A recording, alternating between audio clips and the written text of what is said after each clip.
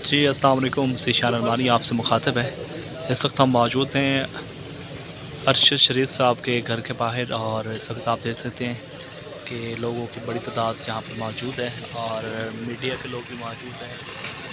ये कैमरे लगे हुए हैं और यहाँ पर जो है मुख्तलिफ़ शख्सियात जो हैं वो इज़हार तज़ियत के लिए यहाँ पर आ रहे हैं, और इमरान रियाज साहब और मुराद सईद साहब भी अंदर मौजूद हैं।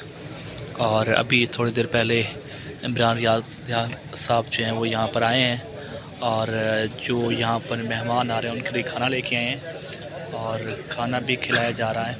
आप देख सकते हैं कि ये सिक्योरिटी भी बहुत सख्त है यहाँ पर, और कल जो है यहाँ पर नमाज जनाजा अदा किया जाएगा अरशद शरीफ साहब का। और आप देख सकते हैं कि ये लाइव मनाज़र हैं सख्त करके, और यहाँ पर जो हैं वो शम्में जलाई गई हैं। आप देख सकते हैं कि ये फूल रखे गए हैं, और ये जो है ना ये फूल हैं, और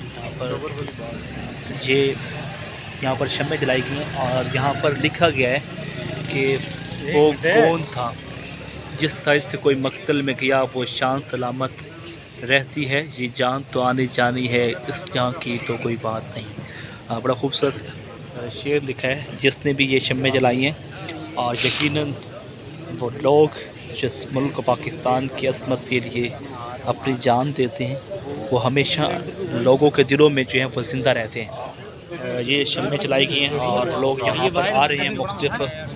आप देख सकते हैं ये पाकिस्तानी परचम लगाया गया है और घर के बाहर, और उसके बाद यहाँ पर आप देख सकते हैं कि गेट है और लोगों के आने जाने का सजारी है।